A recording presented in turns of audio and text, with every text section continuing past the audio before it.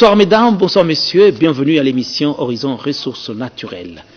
Est-il possible de parler de la fraude minière ou des sorties illicites des lingots d'or avec les entreprises industrielles qui exploitent l'or?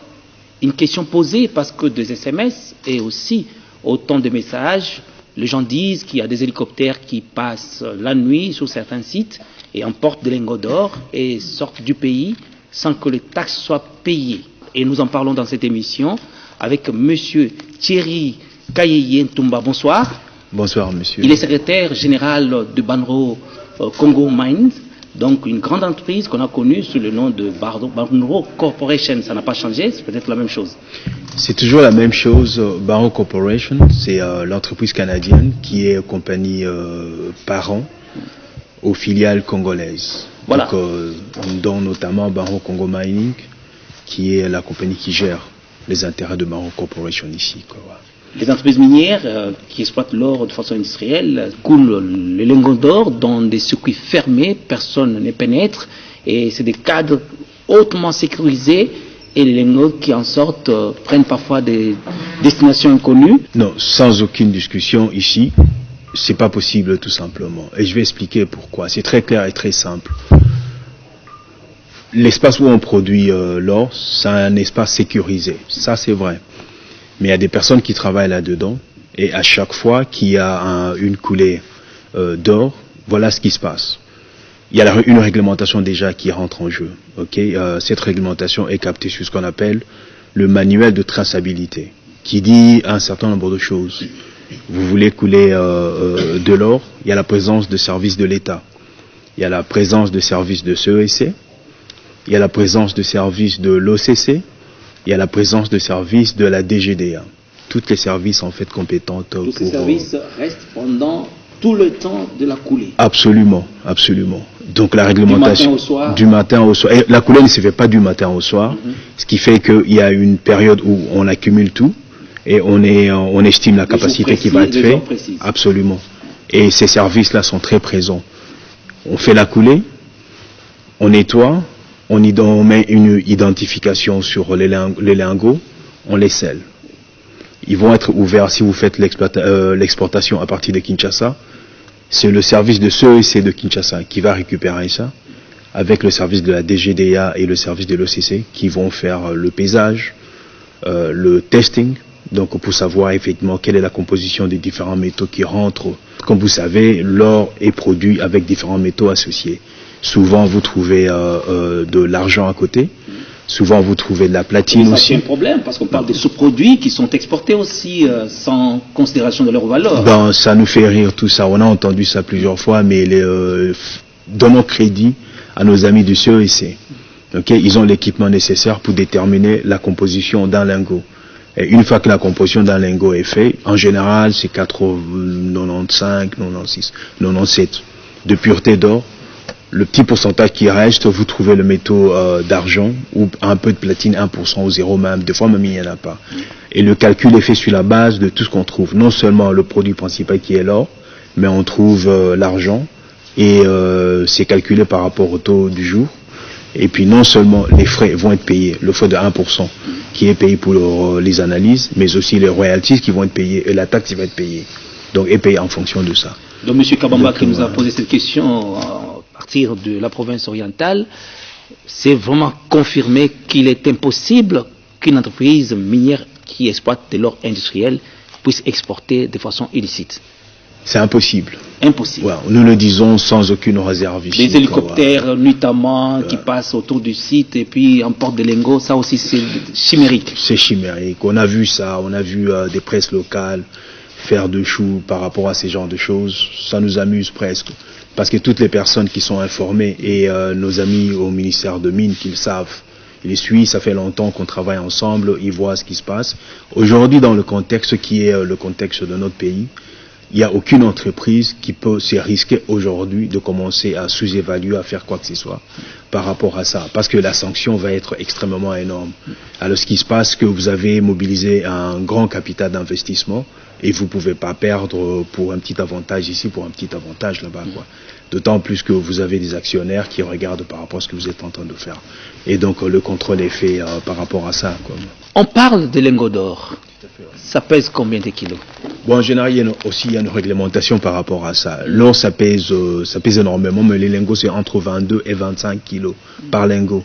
On ne peut pas faire plus que ça, parce que ça permet finalement le transport un peu plus facile, quoi. Et par an, Banro arrive à produire combien? On est nous sommes dans le 3 tonnes de production. Et nous avons la capacité d'augmenter notre production, parce que nous sommes en train de retravailler encore notre deuxième mine en amont et dans le Maniema pour augmenter la production. Donc nous allons dépasser les 3 tonnes, mais pour l'instant nous en sommes à ces niveaux-là. Les yo-yo des cours sur le plan international, ça ne frise pas des inquiétudes, parce qu'on a vu des entreprises minières dont le cuivre est en train de fermer. C'est un souci. Quand nous avons fait nos projections, le cours de l'or était entre 1600 et 1900. Okay. Nous sommes à plus ou moins 1150 aujourd'hui. On a appris qu'il y a quelques jours, ça venait de reprendre la montée. C'est un peu vers l'embellie déjà. Oh, embellie, ça va être un grand mot. Et personne, je suis sûr, va utiliser ce mot-là. Vous savez, l'embellie, si on était à 1900 et qu'on a 1500 et qu'on remonte à 1060, 1090, on n'est pas dans l'embellie, effectivement, quoi. Oui, effectivement, ça nage aux alentours de 1150, rarement 1180, 1200. On est dans cette zone-là. Mais je pense que la façon que nous regardons ça, c'est pas de cette façon-là, effectivement. Nous aimerions bien que le cours monte, mais nous regardons surtout en termes de coûts de production. Donc nous devons rester à contrôler nos coûts, de sorte qu'il y a une certaine marge que ça permet finalement la mine contrôle. Nous avons encore de la chance au Congo d'avoir des coûts de production un peu plus bas. Je vous donne un exemple. Par exemple, pour nos amis en Afrique du Sud, ils descendent 2 fois à 2 km en dessous pour aller chercher. Mètres. Tout à fait. Pour aller chercher de l'or. Et là, le coût de production. Avec tout ce qui s'entraîne comme éboulement, asphyxie. Absolument. Donc c'est assez rare tout ça parce que c'est des mines très performantes et très bien ventilées. Mais le coût de production justement pour s'assurer qu'il y a une sécurité est assez énorme. Nous n'en sommes pas encore à ça, quoi. Donc, par exemple, vous avez déjà été à Tanguiza, vous avez déjà sur des collines transformées. Oui, effectivement. Donc, nous prenons ces différentes collines, on a déterminé qu'il y a des présences d'or, et puis on fait la transformation par rapport à ça. Donc, nos coûts de production s'en reflètent, c'est un peu plus bas. Donc, quel que soit le cours qui est, et on espère que ça reste à 150, comme le plancher. Et on espère effectivement que tout ça va remonter. Voilà, on était tous à IPAD, les infrastructures partenariats en Afrique pour le développement. Un des moments importants pour la RDC où les opérateurs miniers, les chercheurs aussi, tous ceux qui sont intéressés par les secteurs se retrouvent pour échanger. Et au cours de ces grands événements, il y a eu le fondateur de Banro, Monsieur Arnaud Condrad. Oui. On l'a suivi, il y avait quand même eu beaucoup de projets et il voulait même étendre ses activités dans d'autres filières. Monsieur Arnaud Condrad, que nous appelons affectueusement Arnie, c'est un homme d'affaires effectivement, quoi. Donc nous le considérons comme un pionnier. Vous connaissez bien la compagnie Banro Corporation, il a fondé. Donc et c'est important. Et puis avec le développement du projet, le projet est devenu une entreprise publique, donc cotée en bourse. Alors là, la structure de gestion d'une entreprise et les organes mis en place fait en sorte que c'est pas une entreprise, c'est plus une entreprise personnelle. Mais c'est le fondateur de l'entreprise. Effectivement, il a plusieurs intérêts dans différents secteurs. Principalement, Banro est concentré sur l'or. Et M. Condrad a différents intérêts dans différentes entreprises qui s'occupent aussi des différentes filières. Voilà, pour avoir autant travaillé en RDC, il était parmi les nominés de IPAD. M. Arnaud Condrad était parmi les personnes jugées ayant mené des activités minières avec beaucoup de détermination. IPAD a nominé et aussi a confirmé l'entreprise Banro comme l'entreprise lauréate dans la réalisation des actions sociales en RDC pour l'exercice 2014-2015. Oui, c'était un moment important pour notre entreprise. Il est toujours très intéressant que vos compères vous reconnaissent. et que la société reconnaisse le travail qui est accompli, qui est un travail très difficile, et qu'on vous nomine, non seulement on vous nomme, mais en plus vous recevez un prix. Mais avant de commenter le prix sur l'investissement social qui est important, et je vais juste remontrer un peu que nous étions un peu déçus que M. Kondrat n'a pas reçu le prix pour l'ensemble de son travail qu'il a fait. Nous pensons qu'effectivement... Donc vous attendiez 2 prix. Oui, nous attendions à 2 prix, effectivement. Et notamment un autre prix pour Arni, qui, après avoir fondé Banro, et que Banro, c'est une entreprise établie. Donc nous aurions bien voulu recevoir ça. Vous jugez qu'il a été le meilleur dans le... Oui, nous sommes d'avis qu'effectivement il était le meilleur par rapport à ça, quoi. Donc je suis sûr qu'il fait un travail exceptionnel, mais nous étions là avant. C'est ce que nous disons, quoi. Donc ça mérite une reconnaissance. Mais pour revenir au travail social qui est fait, vous savez, nous sommes basés dans le Sud Kivu et dans le Maniema. Nous connaissons tous l'histoire récente de notre pays. C'est des zones qui étaient assez difficiles. Très difficiles. Et tout à fait, ouais. Donc malgré cette difficulté-là, nous étions présents. Nous avions peut-être diminué nos activités, mais le travail d'exploration continuait toujours à se faire. Et nous avons vu le résultat. Il y a 5 ans, nous avons fait créer l'usine de production d'or de Twangisa, très moderne. Vous avez vu 2000 mètres au-dessus du niveau de la mer. Oh ouais. Et puis nous avons fini l'usine de Namoya dans le Maniema, malgré toutes ces conditions difficiles. Notamment au niveau du Maniema, il n'y avait pas de route. Il y a la Nationale 5 qui n'était pas dans un état de laisser passer de camions de grande envergure. On a mis ça en place, on a réfectionné un certain nombre de ponts, on en a construit, notamment avec un peu de nos amis de l'État. Donc on est en train de faire ce travail-là. Mais vous savez, quand vous créez ou vous réfectionnez une route, c'est pas votre route. C'est la route nationale. Tout à fait, c'est la route nationale. Alors tous les villages environnants en bénéficient. Nous aimons bien rire en disant qu'avant la réparation de la route, une bouteille de bière coûtait 5 à 6 dollars la bouteille de bière dans le coin. Elle coûte comme n'importe quel autre endroit moins de 1 dollar aujourd'hui. Et donc c'est important. Nous allons vous proposer l'extrait de la remise de prix et des photos qui ont été prises à l'occasion. C'est parti avec les images. La récompense rend hommage à l'entreprise minière qui a excellé dans l'implémentation d'une mission sociale claire et encadrée, catalysant le développement, inscrivant cette volonté dans le futur, assurer la bonne utilisation des espaces, résoudre ces problèmes de conflit autour de ces utilisateurs et utilisations, et qui surtout implique les communautés locales dans la responsabilité sociale de l'entreprise minière. À their friends, Banner Corporation.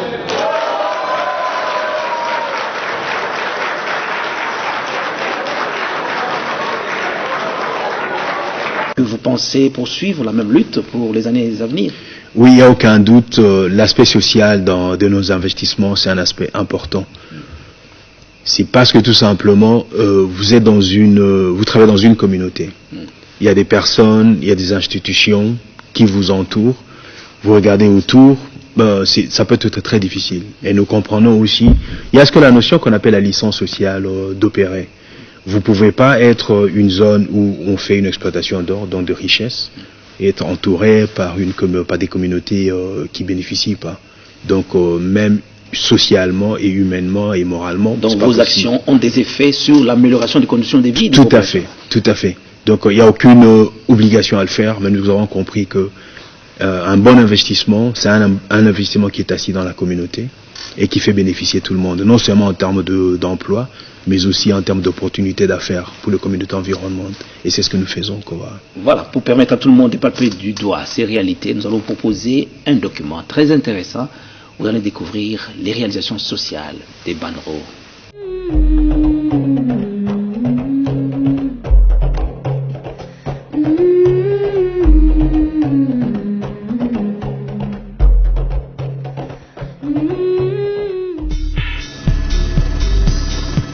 L'histoire commence en 2004, avec le début des travaux d'exploration d'or. Société minière congolaise, avec Mesomer au Canada, Banro s'est fixé comme objectif d'être un modèle d'excellence en durabilité, apportant le développement économique responsable dans l'Est de la République démocratique du Congo. Étendant ses activités entre les provinces du Sud Kivu et du Maniema, Banro développe 4 projets à Lugusha, Kamituga, Namuya et Twangiza.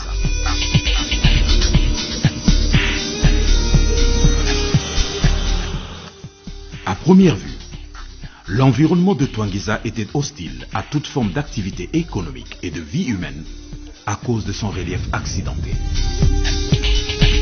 Il a fallu braver vallées et montagnes, de Katambwe et Bogomia, de Namala et Bouchouchou, jonchées de gigantesques roches pour que Banro relève le défi de développer la province du Sud Kivu.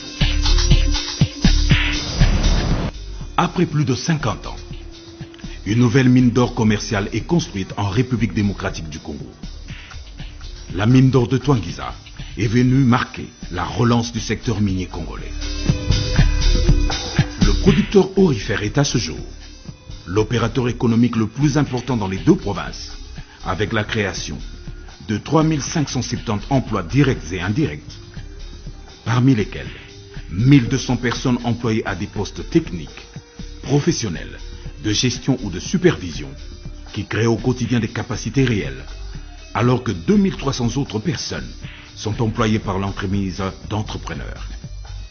Dans ce cycle, l'effet multiplicateur crée 17 850 emplois indirects avec un impact positif sur plus de 218 000 personnes. Pour permettre à ses employés de réaliser des performances, Banro a mis sur pied un plan de carrière qui intègre le renforcement des capacités. Un bon nombre d'entre eux ont suivi des stages de formation localement et à l'étranger et sont fiers des compétences acquises. Nous avons mis en place un système de formation d'abord en interne pour faire en sorte que les travailleurs qui ont déjà un emploi, on prend des dispositions pour les aider à améliorer leur employabilité au sein de la société. Pour le moment, je suis en cours d'une formation en ligne et dernièrement en juin, j'ai voyagé en France pour passer des examens pour la première session et une autre session sera faite en juin l'année prochaine. Cette formation passée en ligne, c'est une formation de gestion de ressources humaines. Quand j'étais arrivé ici, j'avais 23 ans. Je n'avais pas d'abord l'expérience que j'ai aujourd'hui. Et au mois de juin, j'ai été en Inde pour faire une formation de MCSA, qui est Microsoft Certified Solution Associate, sur le serveur 2012. Opposé à toute forme de discrimination, Banro œuvre à donner une place de choix à la femme au sein de la société. Chez Banro, le traitement de son personnel ne tient pas aux différences biologiques entre les employés. Les hommes comme les femmes sont engagés et promus sur base de leurs qualifications, mérites et compétences. Kazi yangu niko operateur wa dump truck. Kama mimi natumika na banaume, mimi najisikia mimi natumika na nguvu tu, na mimi niko pale, na mimi hakuna difference ya mwanaume na mwanamke. Tu tunafanya kazi moja. Kwa kolegi yangu ya banaume bananirespecte na tunatumika en bonne terre. Je dirige une équipe de 3 personnes par shift. Il y a une personne qui supervise, à qui je donne les différents paramètres auxquels il doit travailler. Dans ce département, il n'y a que des hommes. Je suis égale à eux, je parle comme eux, j'ai du skill, je donne mes points de vue. L'intégration de la femme dans Banro n'est pas un objectif parce que nous pouvons dire qu'il est déjà acquis puisque les femmes dans Banro sont relativement représentées et les candidatures sont même encouragées. C'est une dynamique dans laquelle les femmes doivent s'inscrire. Chez Banro, vous trouvez des femmes qui sont opératrices, vous trouvez des femmes qui sont dans les laboratoires, dans les finances et dans l'administration. C'est juste une question de consolidation. Avec le temps, il y aura de plus en plus de femmes parce que le secteur minier aujourd'hui est assez jeune. D'ici 5-10 ans, nous aurons certainement des femmes vice-présidentes, pourquoi pas. Construite sur la crête de la montagne Chirindie, l'usine de Twangiza est une géante appelée à produire 100 000 onces d'or par année pendant les 5 premières années de son fonctionnement. L'usine a été inaugurée et a produit sa première coulée d'or en 2011.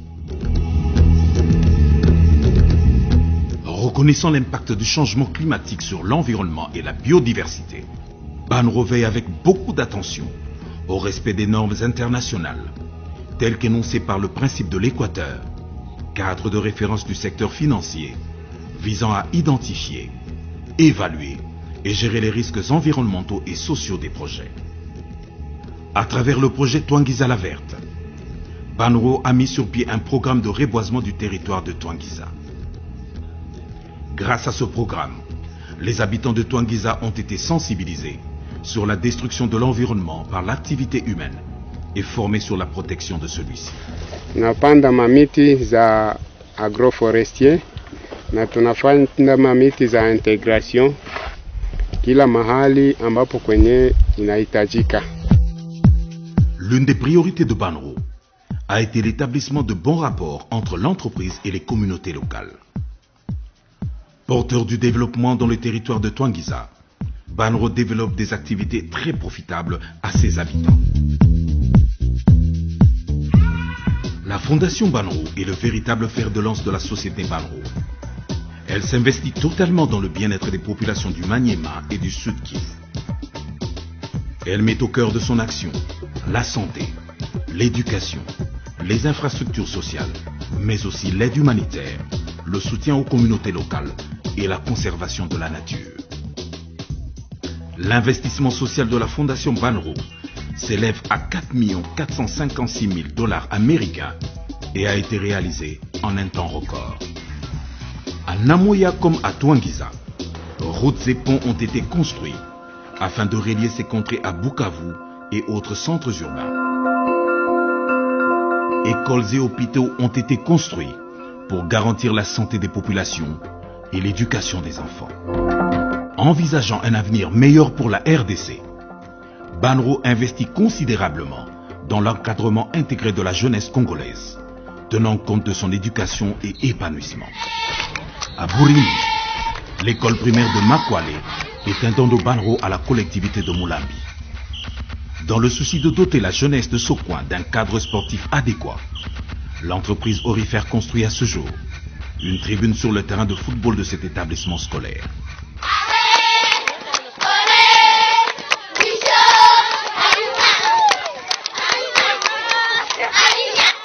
Ce terrain sert de rencontre sportive entre les équipes venues d'Ongweshe, Kaziba et Louinja. Nous remercions beaucoup la société Banro pour les beaux jouets qu'il nous a plantés ici. Nous sommes très reconnaissants parce que pour le moment, nos enfants étudient dans les meilleures conditions. Et les enseignants aussi en donnent de bons enseignements à nos enfants.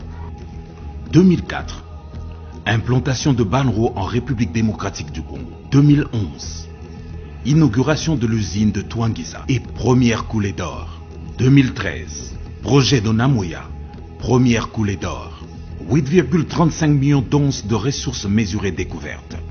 5,32 millions d'onces de ressources inférées découvertes. 4 permis d'exploitation détenus sur 2613 km². 14 permis d'exploitation sur 2638 km². 22 702 000 $ américains investis dans la construction des routes, des ponts, des écoles, des églises, ainsi que des bâtiments publics. 3 750 emplois directs et indirects.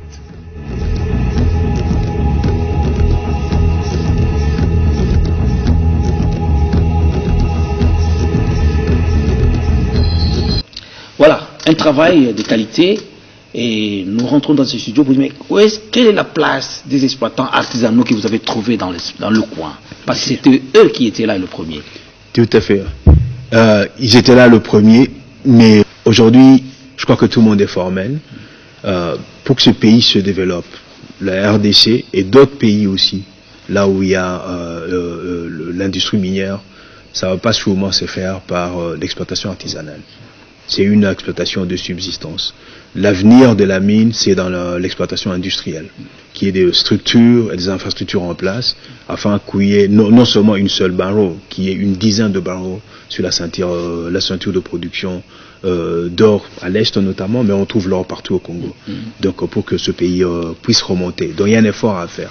Mais revenons à nos amis exploitants artisanaux. C'est pas seulement un problème de droit, ça c'est ma concession, ça c'est pas ma concession, je vous veux pas ici, c'est pas ça la question. Vous avez bien noté, ils étaient là le premier, effectivement. L'exploitation d'or s'est faite dans des communautés de vie. Ils avaient découvert l'or avant, on va dire ça de cette façon-là. Et donc la question n'est pas seulement une question de droit, comme j'ai indiqué, ça devient une question sociale. Qu'est-ce qu'il faut faire? Et ça, c'est l'effort maintenant de tout le monde. Il y a l'effort que nous faisons comme entreprise, mais il y a aussi un accompagnement au niveau de l'État, mais pas seulement, il y a aussi un accompagnement au niveau des organisations internationales. Donc on essaie d'embrasser ce problème-là et trouver des solutions. On fait comme nous avons fait dans le Maniema, dans le contrée de Matete. Il fallait déplacer donc des exploitants artisanaux qui étaient sous notre concession. Nous ne les avons pas mis nulle part. Ce que nous avons fait, des recherches géologiques dans une zone qu'on appelle Matete. On a déterminé la viabilité. On a dit, ok, ça pourrait être utilisé comme étant une zone d'exploitation artisanale. Et nos amis au ministère de Mines nous ont suivis par rapport à ça. Mais nous ne sommes pas arrêtés. Nous avons aidé à créer 2 coopératives. Une coopérative minière et aussi d'autres coopératives en matière agricole. Parce que ce qu'il faut commencer à regarder aujourd'hui, c'est non seulement l'exploitation minière, mais aussi l'avenir est dans l'agriculture. Donc il faut étendre ça. Nous avons aidé à mettre ça en place et nous avons acheté de l'équipement, ce que nous avons donné à nos amis pour continuer à faire l'exploitation. Donc ça, c'est une des approches. En fait, un encadrement tout à fait professionnel des exploitants artisanaux. Donc il y a aussi la formation à la gestion qu'on essaie de donner aux artisanaux pour assurer leur indépendance. Donc nous faisons ces genres d'approches. Nous avons l'exploitation déjà en termes de production sur Twangiza et Namoya, mais nous avons 2 sites sur lesquels nous avons des activités d'exploration et nous sommes en train de déterminer la viabilité en termes industriels de ces zones-là.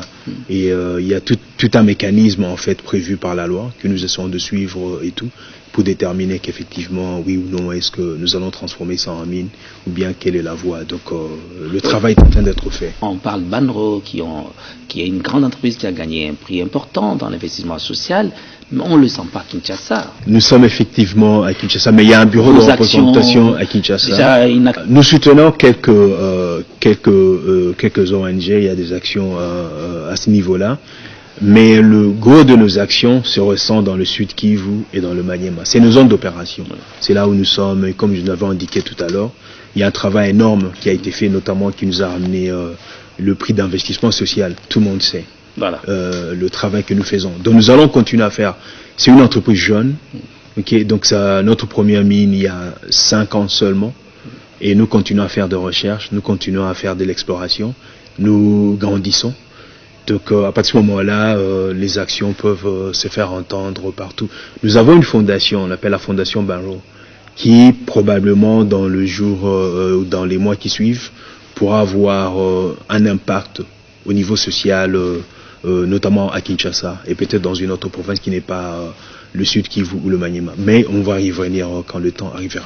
La révision du code minier, on ne parle pas trop de Banro, parce que vous avez déjà votre convention et avec tous les avantages qui vous en tirez. Bon, la révision, c'est pas votre affaire. Oh, c'est notre affaire. Notre affaire à 100%. Pourquoi? Parce que bien que nous soyons sur une convention minière, mais les dispositions qui sont prévues dans le code des mines, révision, oui. Absolument, nous intéresse aussi. Vous savez, à côté du code minier, il y a le code des investissements aussi, qui est un instrument important dans l'arsenal du développement de ce pays. Donc il y a ce qui est apparu sous le code minier, il y a aussi des projets qui se faisaient sous le code des investissements, notamment notre projet. Donc on mesure ça. Vous savez, on a un gouvernement de plus en plus responsable, donc qui regarde tout ça en faisant de projections, en comprenant que nous sommes partenaires dans le développement. Ils sont partenaires avec nous dans la convention minière et puis la convention minière fait avancer toute une série de choses, notamment par rapport à ce que notre entreprise amène à la table. Donc nous ne sommes pas très inquiets sur ces genres de dispositions. Bon, j'entends beaucoup de gens dire non, il ne faudra pas qu'il y ait des conventions partout au monde. Il y a des conventions minières par rapport à ce qu'il y a. Donc nous ne sommes pas très inquiets par rapport à ça. Ce qu'il y a aujourd'hui, c'est qu'il faut que la révision qui a déjà été entamée, moi-même et ma collègue, nous sommes membres de la commission de révision. Nous avons participé à tous les travaux, vous étiez présents, et nous sommes en train d'avancer avec ça. Nous aimerions bien que, comme la révision est imposée, qu'elle soit faite d'une façon calme, méthodique, calculée, et on regarde tout à fait. Voilà. Il y a des choses techniques qu'il fallait refaire dans le code. Ça, nous sommes tous d'accord. Mais il ne faut pas que ça soit juste l'augmentation de taux de contribution, quoi que ce soit, et diminution de droits de certains autres. Il faut qu'il y ait un équilibre dans ce code-là. Vous savez, un code, c'est pas juste un document, c'est un instrument d'investissement. Voilà. Okay? Vous voulez être ce pays qui a la capacité d'attirer des investisseurs, en tout cas pour le Congo. Donc, je suis sûr que le Parlement, dans le domaine duquel le code se trouve pour l'instant, comprend ça très bien. Les gens qui disent que Banro ne paye pas des taxes à l'exportation. Nous payons les taxes. Il n'y a aucun doute par rapport à ça. Et nous payons les taxes parce que d'abord c'est prévu dans la convention minière qui est la nôtre. Est-ce qu'il y a des exemptions? Bien sûr qu'il y a des exemptions. C'est pour ça qu'il y a une convention. Et c'est pas la convention de Banro. La plupart des exemptions que vous trouvez, vous allez dans le code des investissements, vous les trouvez là-dedans. Et qui s'appliquent à toute une série d'entreprises, notamment notre entreprise. Il y a des taxes directes et indirectes que nous créons, que nous payons. Je vais vous donner par exemple, en ce qui concerne l'IPR. Moi j'ai entendu d'autres personnes dire, mais attends, l'IPR c'est les individus qui les payent. Je suis d'accord, c'est les individus. Moi je paye. Mes collègues payent l'IPR. Mais qu'est-ce qui se passe? Nous avons créé l'opportunité. Non seulement en donnant l'emploi, mais en payant des salaires corrects à beaucoup de gens qui sont capables finalement de payer l'IPR à l'État et puis après on avance. Donc il ne s'agit pas seulement, tiens, on a payé, mais il s'agit de l'environnement créé. Quand les gens en parlent, les salaires dans les entreprises minières, c'est plus les expatriés qui ont le gros salaire. Mais les Congolais, les nationaux, ils ne touchent que juste quelques papiers, c'est pas possible. Mais non, vous savez, il y a toujours de l'exagération quand il s'agit des questions sociales de ce genre. D'abord, parlons des expatriés. Vous savez, il y a une réglementation en ce qui concerne la protection de la main-d'œuvre au Congo. Okay? Vous ne pouvez pas juste venir et ramener toute une série d'expatriés. Donc il y a toute une procédure mise en place. Qui ont des salaires de 20 000, 15 000, alors que les Congolais ne sont qu'à 2 000, 3 000. Vous savez, on exagère toujours dans l'exagération.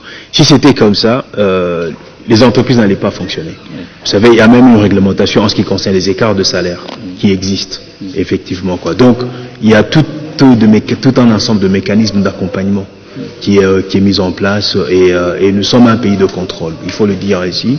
De temps en temps, nous nous plaignons qu'effectivement, il y a trop de contrôle. Ça nous permet pas de fonctionner comme il faut. Bon, qu'est-ce qui se passe? Si c'était comme ces personnes décrivent, ça va être impossible tout simplement de fonctionner de ce point de vue-là, quoi. Il y a suffisamment de contrôle.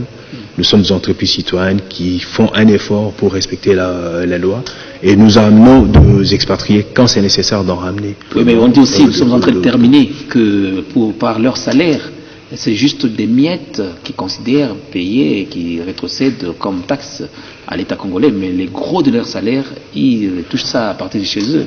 Non, c'est tout simplement pas possible. Vous savez, si vous avez fait un peu le système bancaire à l'étranger, aujourd'hui, il y a un contrôle excessivement important en ce qui concerne les trafics de flux financiers, quoi. Donc moi j'y crois pas. J'entends les gens ils disent ça, mais moi je dis comme on a un pays de contrôle, si on était à ça, on aurait déjà trouvé tout ça depuis longtemps, quoi. Donc j'ai aucune inquiétude par rapport à ça.